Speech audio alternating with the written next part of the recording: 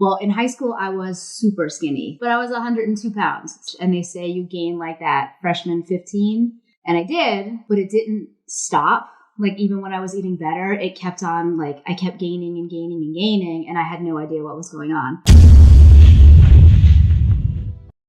I've been trying to do something about my weight since I started gaining it. The problem with PCOS, or one of the problems with PCOS, wants to hold on to the weight no matter what you try. There was a moment in your life when it came crashing down and you lost your husband. Would you mind sharing that story? Forgive me if I cry, though. I'm going to try really hard not to.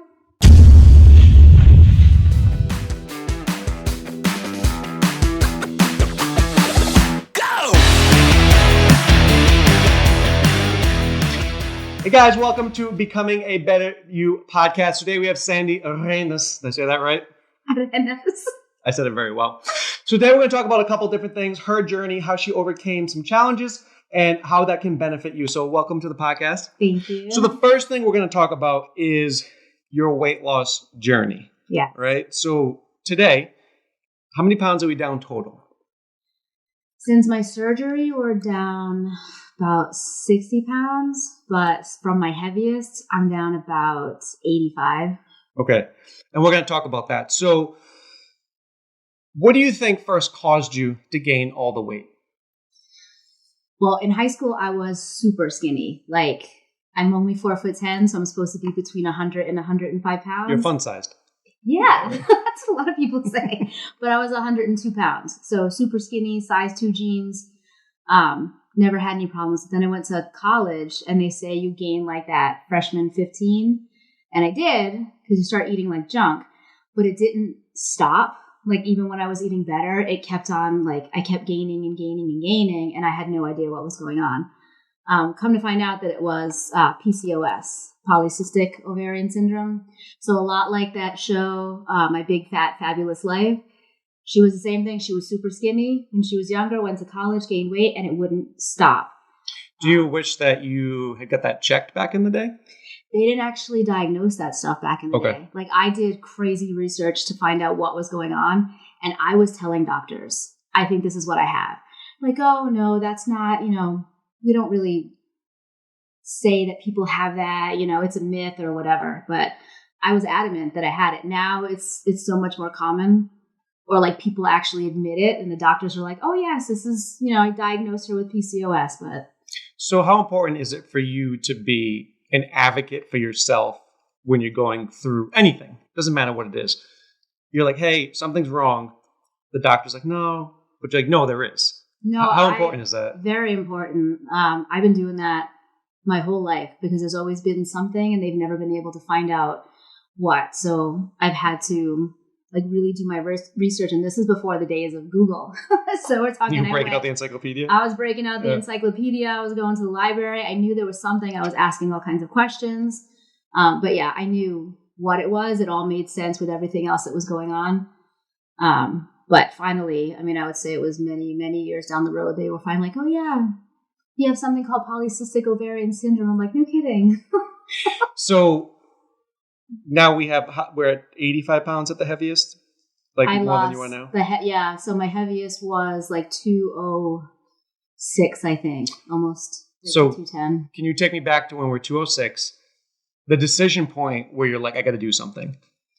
I've been trying to do something about my weight since I started gaining it. The problem with PCOS, or one of the problems with PCOS, is your body doesn't want to let that go. It wants to hold on to it. Your hormones are kind of in haywire mode. So it wants to hold on to the weight no matter what you try. I was going to the gym constantly, doing different kinds of weights or cardio. I think I've been on every sort of diet that you could possibly imagine. Paleo, keto, like everything, the lemonade diet, crazy stuff. Crazy. The only thing I never did was take pills. Like I won't take any of those pills to lose weight. Well, here's the whole thing with that. And this is what I learned definitely going through exercise science from my undergrad, is that if there was a pill that actually caused people to lose weight, and I'm talking about... Nobody be overweight. Yeah, exactly. Everybody be on that pill, right? Yes. Now, yeah. So honestly, full transparency, so we sell like the Burn AM from the Prestige Labs. The reason that works is it increases your core temperature. right? So that burns off more calories than normal. But you still have to do the work. Yeah, you still have to do the work. It's not like you take the pill and you just lay there, right? So any kind of person who's toting a pill that's like, just take this, you're good. It doesn't work. I believe they even toted a pill back even 10 years ago for weight loss, which was huge. And they took it off the market. Yeah, they take them all off the market. Right. So just that's that. So that's I never did that. I did everything else, but I didn't do that. So can't say there was one exact moment where I was like, oh no, I have to do something about this. It was consistent. Like I never stopped trying.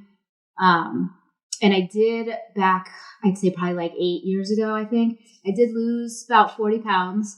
I started eating paleo. I stuck to it. Like I did the Whole30, but constantly Whole30. So it was no sugar, no carbs, no anything like that. And I lost the weight. But then my wife got pregnant. We had the baby. And like it gets really hard to try and like make all your food all the time when you got a little one. So I started eating normal, I guess. I didn't stick to a paleo diet and the weight came back. So I just kind of figured that that's how it was going to be. I wasn't, the PCOS was making it that I'm never going to lose weight. And so how did you then start losing weight again? What was your road? Well, I've had a couple of friends that have gone through like gastric bypass surgery. And now I always said, no, I don't think that I could ever do that. I don't do hospitals. I don't do medications. I don't do doctors. So I don't think I can do that. And plus I had asked my doctor and they said, I didn't qualify. Even though I was short and overweight, my BMI wasn't high enough apparently for me to require gastric bypass surgery or gastric surgery at all. So then, like Rhiannon got it done. Yeah. So I was able to talk to her a lot about it. She also had the same things that I did. And she thought really hard about the surgery. And I was like, you know what? I'm going to ask again. So now at this point, I become type 2 diabetic. So that is So your comorbidity, right? Yes. So your health is now going on the decline. Yes. My BMI still couldn't get me into surgery. But because I had type 2 diabetes, that one could. So as much as I hate having had that, it's the only thing that got me in to be able to do surgery. So it was an entire year of like tests and, things like that. I could have changed my mind at any time, but I was determined to do it because I figured this was, after all these years, probably the only thing that was going to kickstart it for me. My body was not having it. It was not letting it go. And so we talked about this with Coach Rhiannon. Now you tried everything, right? It's not like, I always say you'd always want to try a more traditional approach to surgery for anything. Oh yeah. PT related as well. I'm 48, so yeah, I tried everything. I waited. But now I think some people, they think two things. Number one, I'm going to get the surgery and then have to do nothing and I'll still lose 80 pounds. Number two, some people who don't have the surgery be like, oh, they cheated, right? Yeah, they took the easy way out. Yeah, both of those are nonsense. Yeah. Because if you have the weight loss surgery, you still need to work out, eat right. Mm-hmm. There's many people who had the surgery and didn't lose any weight or just lost a little bit. And if you've already tried every avenue, then surgery, I would say, is the last option. You can compare it to like, okay, cool. So I tried all these different remedies for my shoulder, right? PT, I did strength, everything I could, all these modalities. I can't move my shoulder. At this point, I might need surgery. Exactly. No one's like, you cheated. Exactly. You really should have tried more stretching with that shoulder that's hanging off. Yeah. Right? So it's the same thing. So how do you feel about those things when people say that? Well, in the long time ago when my first friend ended up getting the surgery, sadly, I hate to admit it, but I did think that. I was like, oh God, I can't believe she would do that. She took the easy way out because I had no idea. I've never had surgery before. I had no idea. And I think I was also angry that I couldn't get rid of this weight. You know what I mean? I couldn't do anything about it. So I did think like that. But then other friends started having it done and I saw their lives change and I did more research because that's what I always have to do is I have to check everything out before I even make a decision. So now having had the surgery, I can't believe I ever even thought like that. And to anybody else that's thinking that it's the easy way out is totally not. It's surgery. It's surgery and you still have to work. I still have to work at it. You send me your foods every day. The foods and my scale stuff and everything. And it goes up and down and up and down. So just because my stomach is smaller now and I can't put in as much at one time as I used to be able to, I can still gain weight. I come here all the time in order to keep my metabolism going and just keep it up. But I was doing all of this before. The surgery for me was like a jump start. It was kind of the shake up that my body needed. And now I just have to keep it going. And mentally, the momentum increases when you start seeing yourself lose weight and keep it off. Yeah. Right? Often the first decision, the first movement, action we take is the hardest. Yeah. And then once you start seeing results, you have that momentum. And then you have so much more energy. So like now, I couldn't run before. When I was coming here, like 4 years ago or whatever, I couldn't run. Every time we had to run around the gym, I was like running in place. I didn't want to run. I didn't have the energy to do a lot of burpees. I didn't ever do the burpees, I don't think. And now you do them with weight? I do them with the weighted vest now. I love to run. Like I complain every single time you have us running a lot, but I love it because I wasn't able to do it before. You have a whole new lease on life. Yeah, I feel like at 48, I actually have so much more energy than I had before. It takes a little while longer for me to like recover as I'm older, but I can do it. Yeah. Like the running to me is huge. I always hated running. And being more healthy than you were before, how much better does that make you a mother, a wife, a friend? I think it's eased a lot of my anxiety. I didn't realize how much, I suffer from anxiety, but I don't think I realized how much of it came from my weight and just how I perceived myself. I always thought that it was just internal, but it's a lot different. Like I feel different towards people, towards friends, towards my family. I definitely have more energy for my boys. I need the energy for my boys. And then they have energy. Yes, and they have energy. I think that any kind of mental thing going on. Now, we all have mental things going on, right? A lot of us have anxiety. I personally think, just from doing these interviews with people, just from my background, in my opinion, you can't fix the mental things going on without fixing your health first. Yeah. Right? Like I literally think that, cool, we can work on that, go to therapy, think positive, whatever. But if your body is sick and you're overweight, there's going to be a disconnect. Yeah. Like you really need to work on your body concurrently. It's so true. Right? Because I was doing therapy like for years. Always done therapy. I've had panic attacks, like anxiety disorder since I was 17. And it was a couple of years after that I started gaining the weight, and I could feel like my mental health decline while my weight was going up. But I didn't put two and two together. It wasn't until the surgery, until I actually like lost a good amount of weight and everything looked different in the world to me, that I realized, that the two go hand in hand. Like you can't have one without the other. And concurrently, then as you're working out, you have all the benefits of exercise, de-stressing, the positive endorphins coming out, right? So you're just pounding on the positive things, which is why it's so important for people to take the first step. Yes. And then go. Oh, yeah. So punching the bag is the best stress reliever. It's way more of a stress reliever than like walking on a treadmill. Right? Yes, yeah. So for you, what's the mindset that you have to have now? We lost the weight. We still have more to go. But to keep it off, what's the mindset you have to tell yourself, right? Because if you're not dedicated to the process now, you could put it all back on. Yeah, oh yeah. So what's that mindset that you have? My boys, pretty much. I always have them on my mind because I'm an older mother. I feel that. So I want to be able to like be around for them and see them do all these things when they get older. I want to be able to run around with them because one is 7, tons of energy. The other one is going to be 2. So I'm getting all that energy again, like all over again, going through the cycle. So my mindset is just, I don't know, I just have to keep pushing through. There's a lot of bad days, and you see those because I tell you, I'm like, oh goodness, I ate blah, too blah, many blah. blueberries. Yeah, the other day it was too many blueberries. Who would have thought? But there's still temptations. Like my son had his birthday party the other day, and then right after that, the next day there was another birthday party for a kid. So did I have pizza? I did. It was much less than I would normally have. Did I have cake? Yeah, but it was like about this. And that's okay. And that's okay, right. But I still beat myself up about it in my head. And sometimes I will see like the gained weight, but in ounces as opposed to what would have been pounds before. But I still have it. Like I still beat myself up about it. So that I have to walk myself through a lot. I think it's going to take a long time because it's been years that I was overweight. Well, I think that's also why having an accountability coach that you talk to, kind of talks you down. Yeah, like it's fine. Like it's okay. Right? No, it's not a big deal, right? It's blueberries. You need to live. right? Yeah. Because if you're too strict and you're stopping, I see this a lot. I know a lot of people who were in average shape, right? They work out, they do a fitness competition, right? They're bronzed, they're wearing little bikinis, right? They go up on stage. 2 years later, they're heavier than they were before they did it. Yeah. Right? Because of the mindset, it's like I did all this stuff and then it wasn't sustainable. You can't be that lean.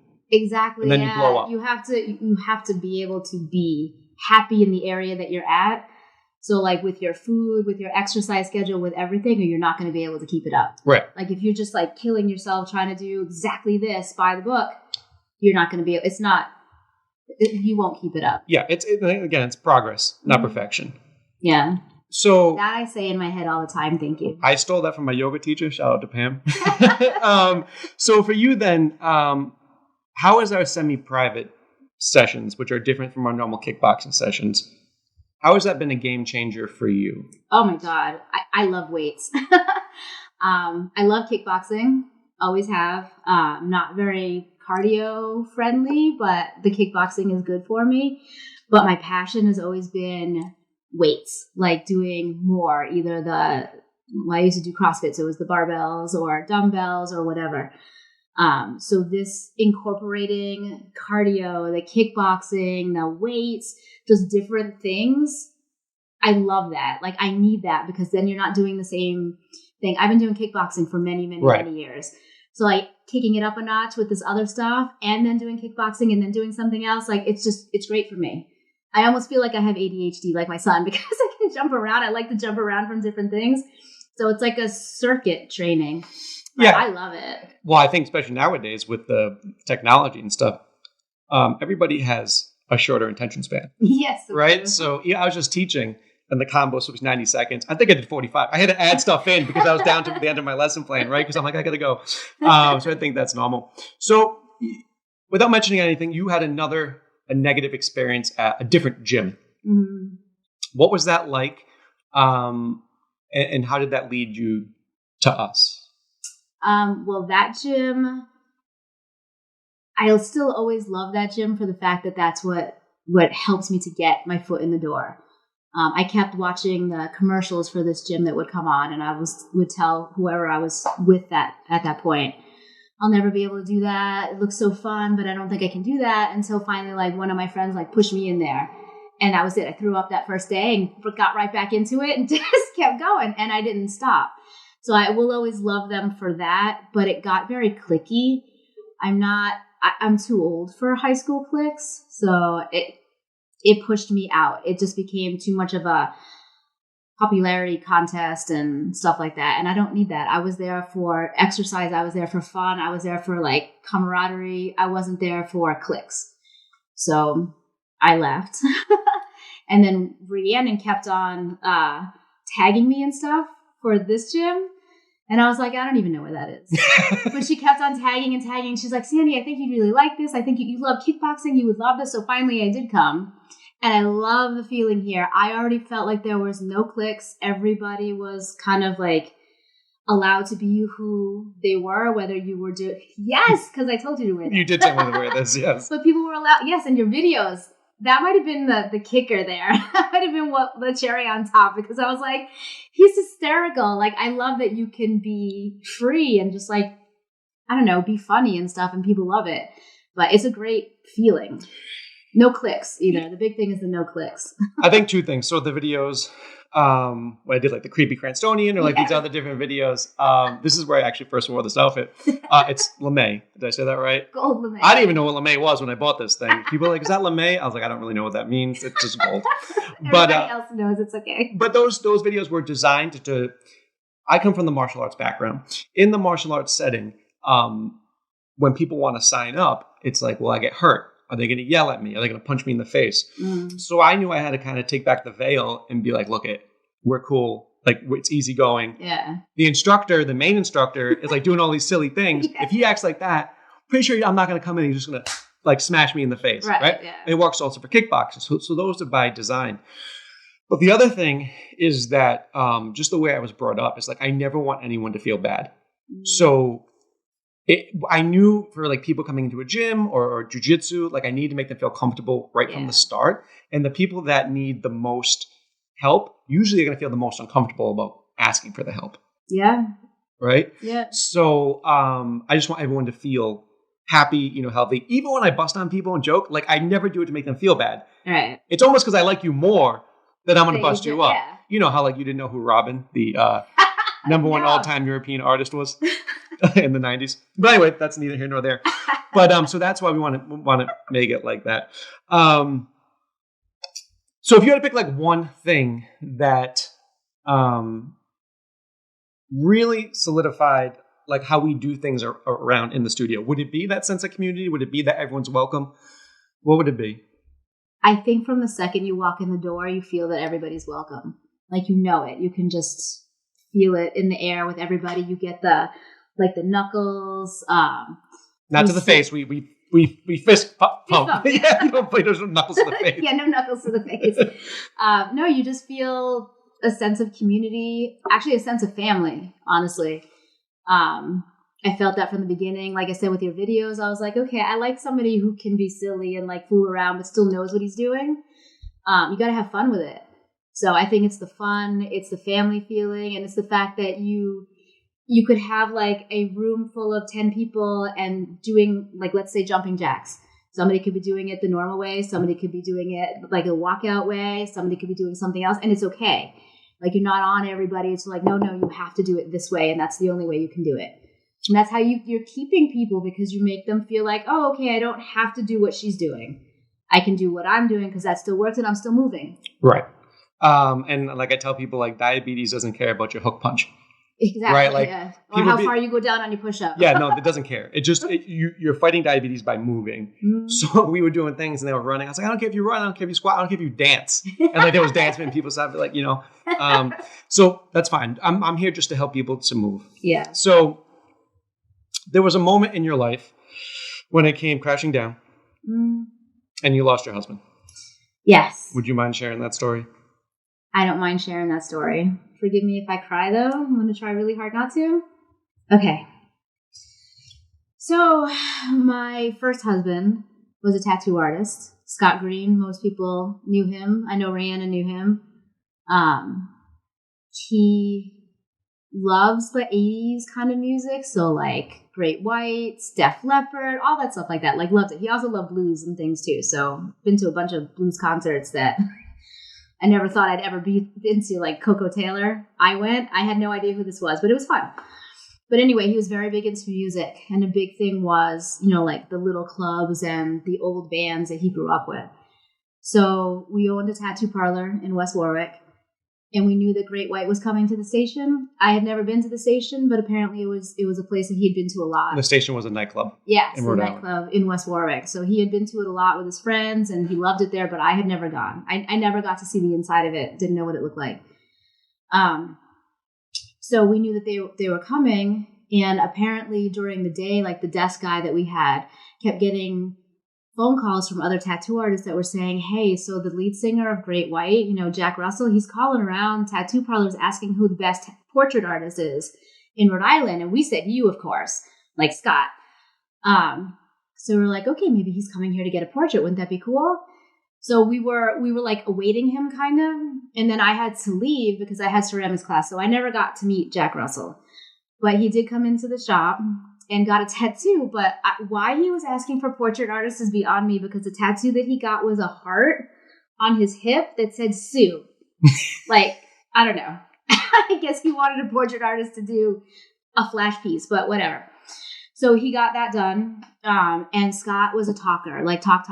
I'm sure he was like, oh my God, I can't believe this is the lead singer of Great White. It wasn't his favorite band, but just to like meet somebody that he'd seen like on MTV and stuff like that was thrilling for him. And what year was this? This was 2003. So yeah, they'd been long past.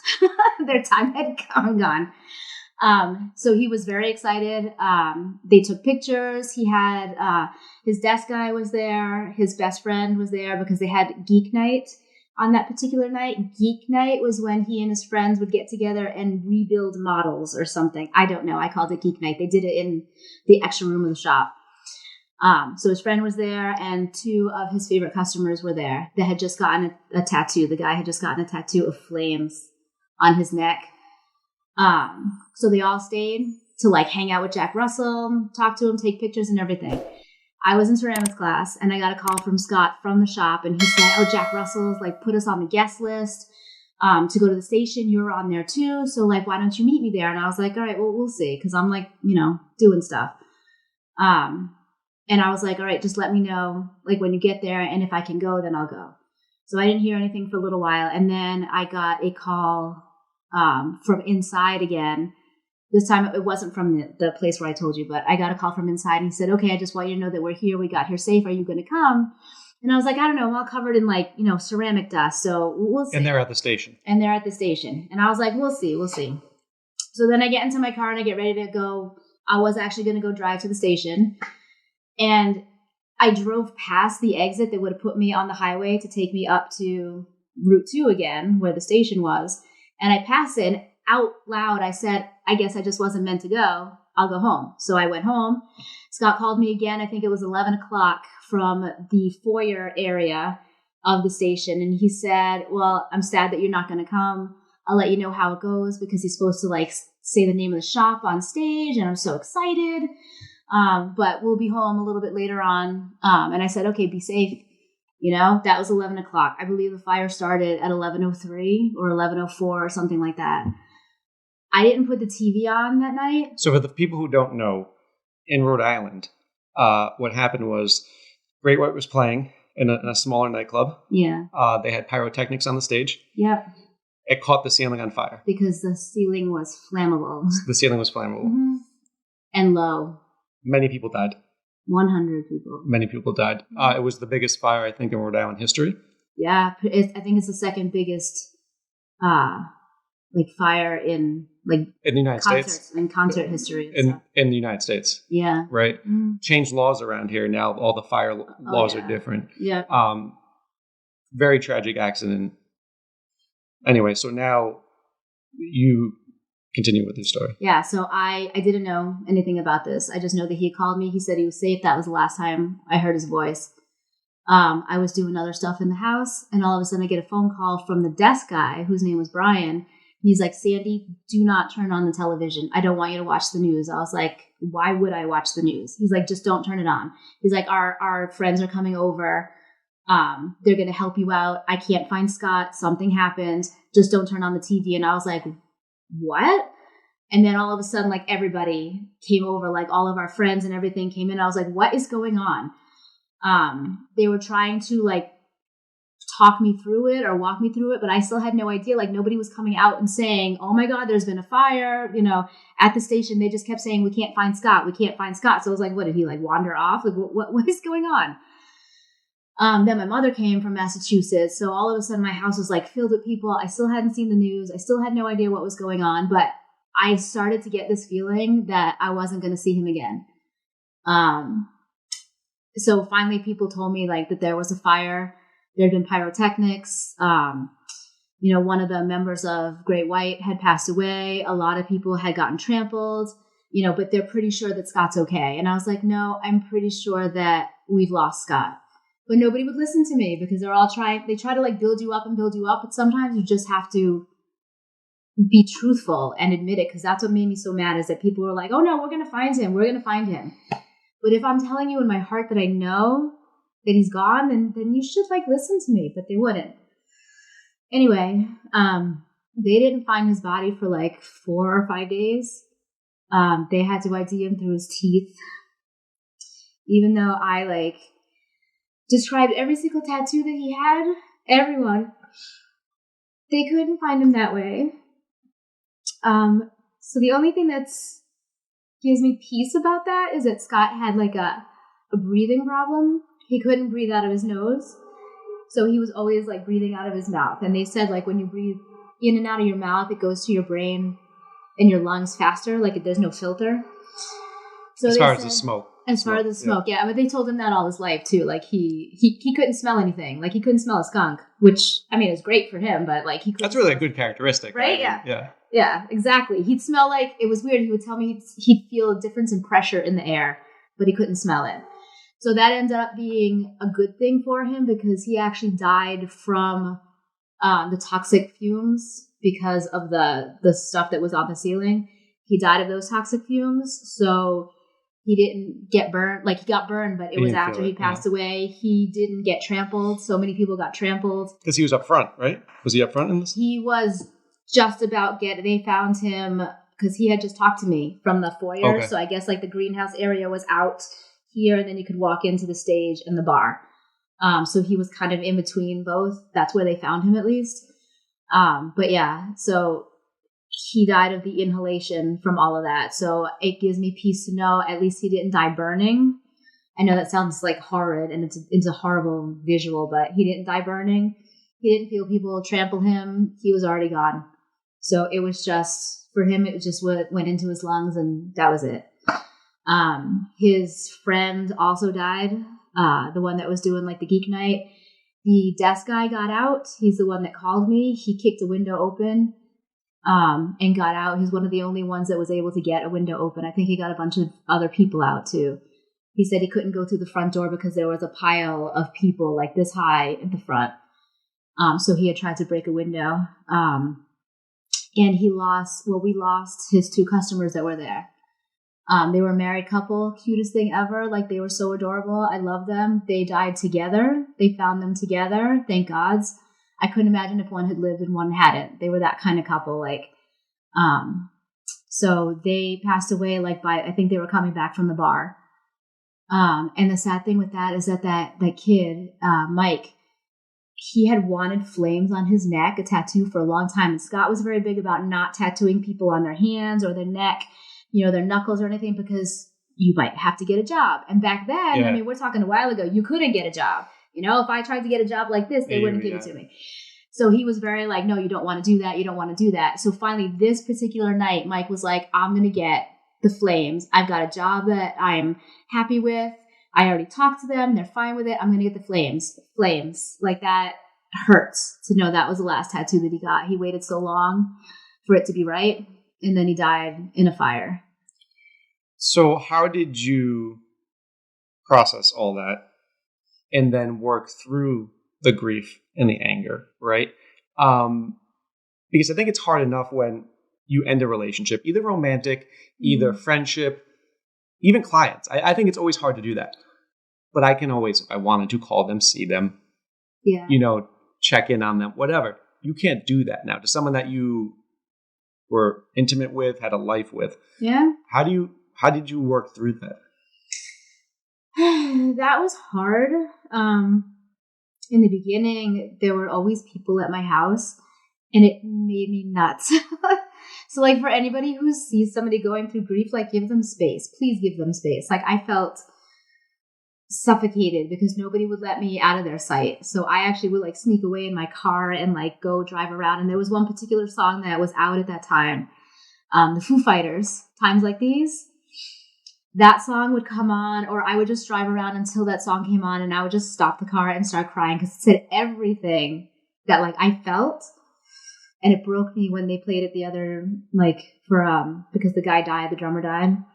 And when they started playing that song, the singer started crying. I was like, dude, I know, because these words, I understand. So I would sneak away to do that and just try to get away from people. I was going to leave Rhode Island because I'm not from here. I came here because Scott was here. It was too small for me. Everybody knew who I was, and that was the hardest thing. Completely covered in tattoos. So you can't ever hide. You can't just be by yourself and hide. Everybody knows who you are in this state. And it was one of the hardest things I ever had to go through, was trying to heal, but never be alone. Always be people would come up to me and be like, oh, I love your tattoos. And for some reason they like to grab your arm. I'm like, don't touch me.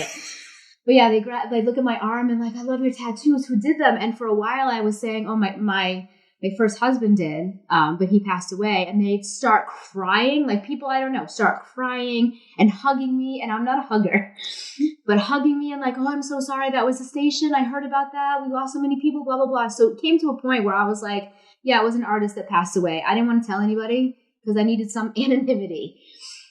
So that for many years was the hardest thing. I couldn't I kept feeling, I'm like, I should move away because I can't stay here with all these people knowing who I am. You can never move on. But I don't know. I kept on pushing through. I stayed here. I made a stupid mistake and got married in the same year that Scott died, because you do things like that when you're in grief. Yeah, I think we always do things we always want things that we think will feel better if we have them. Yes. Right. Yeah. I think that's the intent behind it, right? Yeah. And especially going through something like that, you latch on. Yeah, because I lost everything. Not only did I lose my husband, but my business, because I didn't work. He wanted me to be at the shop with him and all that. So our only business was a tattoo parlor. So I didn't have a job. I didn't have my family here. I didn't have a husband anymore. Like, I thought I was going to lose my house, which I did. So yeah, I gravitated towards somebody who looked like he wanted to take care of me. And that's what I was looking for. Like, I would been like somebody pulled a rug out from under me. I was like, oh my God, I can't fly, right? Without this help. So I gravitated towards that person, which was dumb. I lost a lot of friends because of that. But if you haven't gone through this, then you just don't know how you're going to react. Yeah, and there's no, until you go through it, there's no plan book, right? Yeah. There's no...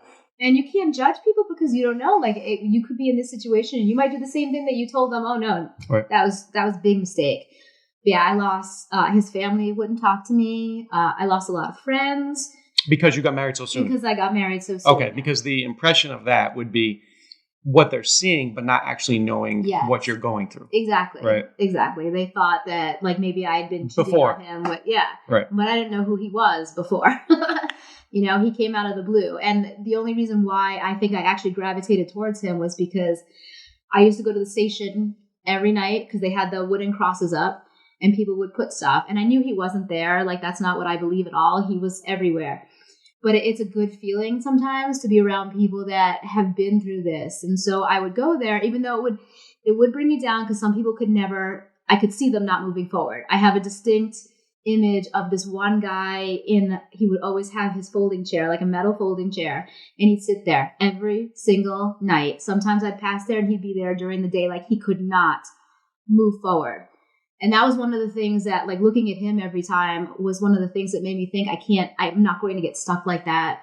I have to go forward. I can't get stuck this way. This guy is never going to be able to get over this. Like, it's always going to hurt, but you can't let it keep you in one spot. And it just hurt me to see him, but I would go there all the time. And the guy that I ended up marrying, he came with me one night, and like, I always had a little candle that I would light, like I had glass votives. So I'd light it for Scott, and then I'd light incense, even though he couldn't smell the incense. I always had it going on at the shop, so I did the same incense. So it would be like that. And this guy said, he's like, not everybody has lights around here. I was like, no, I know some people don't have any candles, or somebody doesn't come to see them. He's like, well, I think that they should. So with me, we went to the store and we got a whole bunch of glass votives, got the tea light candles, and took a bunch of incense from my shop because I had opened up a different shop at that point. So got a bunch of incense from that shop, and we lit the entire circle in candles, and people came from like the street behind it. They were like, oh, I smelled incense. Can we help you? So I had a bunch of people. It was such a pivotal moment. Like, I had a bunch of people lighting up the station area with tea lights and incense, and it was just beautiful. And I was like, if this guy can like do this, like feel this and understand that this is something I needed to do, then why am I not with him? Obviously he has my best interests at heart, which he didn't, but I thought he did. I felt it, and that's what I needed. Like, that was a connection that I didn't have for a while. So that's why I gravitated towards him. And I think from any experience, there's always some positive that could come from it, right? Now, do you think that helped you move forward versus if you didn't marry him?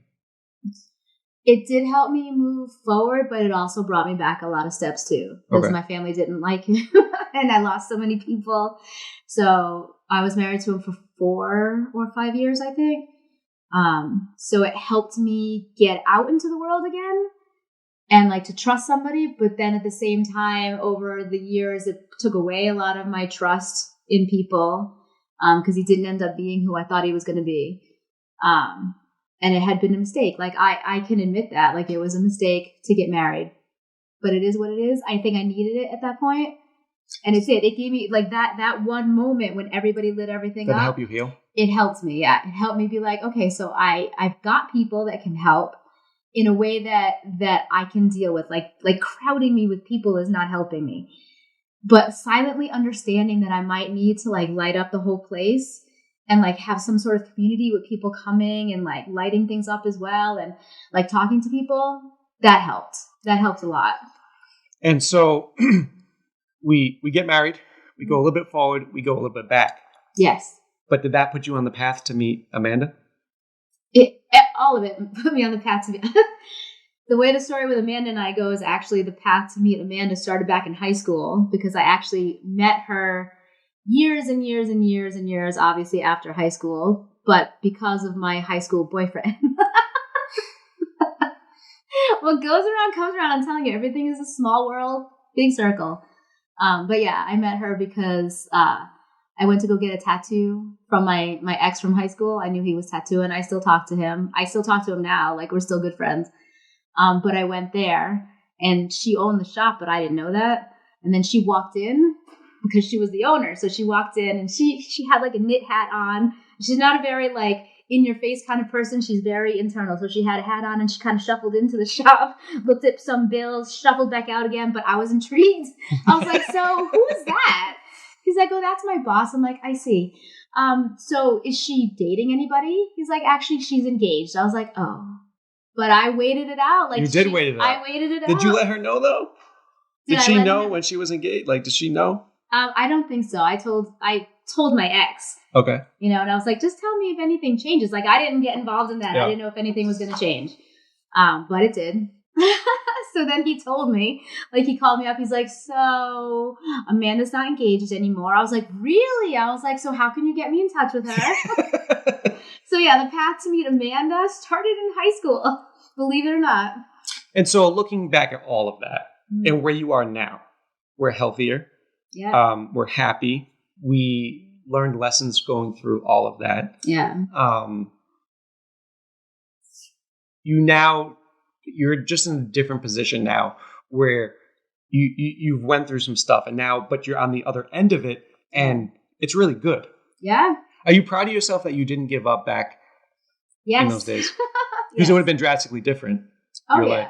I was going to move to my parents' house in Massachusetts because like I said, I didn't have a job. I had worked with kids like in daycare, but as much as I love it, that kind of a job does not sustain you in this world. So I would have had to live with roommates or my parents. And that's what I was going to do. My mother wanted me to come back to Massachusetts, but like I had left my parents' house at 20. I love them, but I can't live with them, you know? So I was like, I got to try to do this on my own. So my house was taken away from me from my first husband's family because I wasn't on the deed or the, whatever it's called, whatever. When he bought the house, he always intended to put me on there, but stuff happens, like life happens and you forget. So because of that, they were able to take it from me, which they had promised me at his memorial service that they never would. And then they did. So my mother actually ended up buying a house for me 2 streets over from where I lived with Scott, just so I could have a place to live because she knew I wasn't coming back to Massachusetts. So she helped me out immensely. And then when my second husband cheated and I kicked him out, I couldn't pay the bills because, again, my job, like daycare stuff, does not pay things like that. So I had no electricity. I had no heat. I only had my car. I had a job, but it was in Woonsocket, so it took all of my paycheck pretty much to get me there. I remember I was like so down with no money that I would search the streets for quarters so I could have a Snickers bar, to the point where even after like things got better and like I was in a good position, every time I went to CVS, I'd have to buy a Snickers bar. Not because I wanted to eat it, but because it was almost like, I don't know, I felt like I had to do it because back then that's all I had to eat, you know? So like I plummeted down. So Scott dying was one plummet. And then I went up a little bit because I got married. And then there was another plummet where I had no husband, no money, no food. I was plugging in my phone to my car so that I could actually have like something because I had no house phone. Because I couldn't bring myself to tell my mother that I couldn't pay for anything, you know?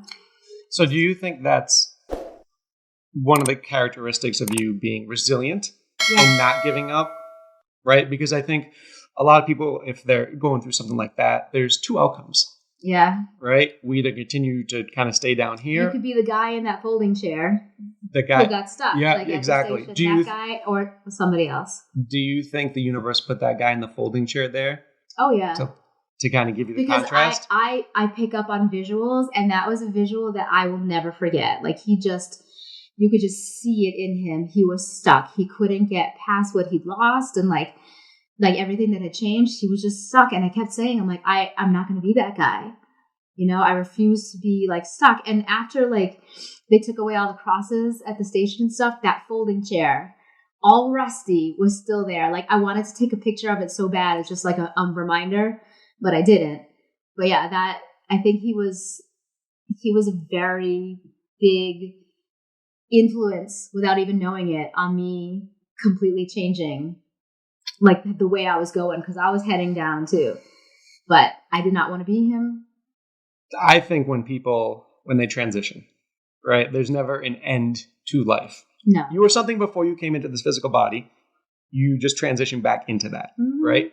I believe that when people do transition, you can still communicate through them through, thoughts that are given to you. Yeah. Is it butterflies?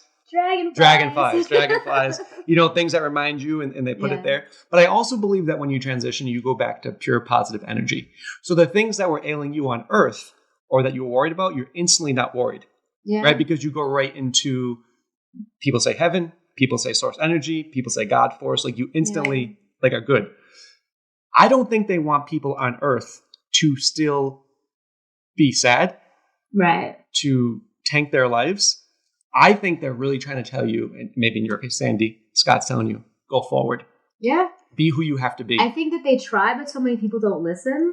Do you think it's hard to listen because they're pure positive energy?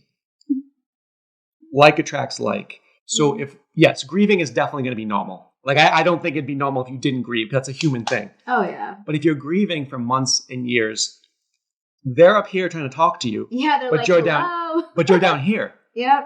So they can't connect, right? So as people are able to kind of reframe that and be like, okay, like they're still with me. I just need to get myself a little bit happier so we can kind of make that connection again. Yeah. Right? It's the same way, like, if I knew what you were thinking without you saying anything to me, right? We connected somehow. Yeah. We have to be on the same wavelength. Yeah. And I think that that's important and challenging, but that's important people understand. Like, they're still with you, right? Dragonflies everywhere. Oh, yeah. I saw dragonflies. He died in February. And when I was still feeling really like, I don't think I'm going to stay here, I remember going to Petco when it was up on Route 2. They sell dragonflies? No. But it was like a big building that they're not in anymore. And I just remember being there with somebody and I was walking around, and I think it must have been like April or something. It seemed too early for them, in my opinion, but like my ability to remember months is hard. But it must have been April. And I remember walking behind the building, and out of nowhere, there was like 1 million dragonflies. And I was like, what is going on here? And it was so close to when he had passed away, or at least like that rawness was still there, that I knew who it was. So now every time I see a dragonfly, I mean, that was the thing that he loved to tattoo. I have them all over me. But people associated him with dragonflies. So when I saw all those, I knew that he was there. You know what I mean? That he was like trying to like tell me, you got to keep going. So every time I see a dragonfly now, I call it Scott. Even when it's the big ones, because he was a pretty big guy. So I'd say Scott. One got caught in my garden the other day. I was like, come on, Scott, let's go. And he landed on my hand. And there you go, right? Yeah. So I have two final questions. The first question is, how proud of you do you think Scott is? Or do you know he is? Oh, I know he is. See, I'm not going to cry again. My first son's middle name is Scott with a K, because that's how Scott would write his name for artwork, Skott. So that's how people knew him. That's how it's written at the station. not on his birth certificate, but so Amanda, before Obi was born, she had said, how about we give him the middle name Scott in honor? I was like, oh my God, that's when you know you found the right person. Yeah, definitely. Because who would do that, right? So his middle name is Scott. And I know that Scott sent him to me. I totally do. So I know that he's proud. Very proud. Mm-hmm. And so there's someone watching this right now who maybe they're going through a similar thing that you went through, or they're grieving, or they're just down on their luck and they just don't know what to do. Mm-hmm. As somebody who went through ups and downs and is now up, what do you tell them that they need to do or should do? Find the silence. Like, find the silence within you so that you can hear those people. You know, you have to drown out all of the chaos that's going on around you at that time, because there's always going to be chaos. People trying to help, people trying to be nice, but it's overwhelming. Like, that's another thing I'm going to say to you. Like, anybody who's around somebody who's like lost someone, give them space. They need the space. Yes, they need your help, but let them know that you'll be there, but don't crowd them. And for people who have lost someone, like, find your silence so you can hear them, because they will tell you where you're supposed to go. It may take a while, like it took me a while, but because they can now guide you with a broader perspective. Yeah, and I know he's there. Like, I can feel him all the time, and other people have told it to me too. Anytime they see a dragonfly, at different points in their life, they feel like it's him. So, like, I know that he's there. I'm pagan. We believe in all of this. Scott was as well. So I know that he's everywhere. That was part of his prayer cards. Like, he had a memorial service. It wasn't like prayer cards, but the little memorial cards, it was I think it's a Native American blessing. Do not stand at my grave and weep. I am not there. I do not sleep. I am 1,000 winds that blow. And I forget the rest of it, but it went on, because that's honestly what I believe, and I know that he believes. So he's there. He's probably here. Oh, I'm sure he's here. He would never have done kickboxing, but maybe jujitsu. He would have completely backed me up on all of this stuff. Do you think he likes my gold lame? Oh God, yes. That's why I told you to wear it. All right. I mean, I just want people to know that, like, Sandi was like, I'm only doing this podcast if you wear this. He would have loved it, because he would never wear anything like that. But like me, he appreciates people who can. Well, Sandi, I want to thank you for being so open with us and kind of sharing your story. And some of that story I didn't even know. Right. So just hearing it, I'm proud of you. Right. And I know you'll be an inspiration, not only to people watching this, to people in the studio, but also to your boys. Yes. That's what I want. Continue with everything. I look forward to all your transformations that are coming. And I thought this was great. Thank you. Hello, my name is Dr. Marc Bochner. Don't forget to check out my new book, Pug Learns to Believe. Hey guys, Dr. Marc here. Now, I know a lot of you want to know how we get all these amazing results with our clients, and it comes down to 3 things. The first is fun fitness classes that burn a lot of calories. 2 is giving you an accountability coach to make sure you stay on track and get the best results. And 3 is the nutrition. Included in the nutrition is our food supplements. So we pair with Prestige Labs because I feel they're the best, they have integrity, and they get great results. These are actually the supplements that I take as well. Here's the awesome part. By clicking the link below, you can save 40% off the retail price. So you need that link to actually save 40%. If you just go to the normal site without my link, you're paying full price, okay? So these are the supplements my clients use. If you are interested, definitely click the link below and it'll tell you all about them.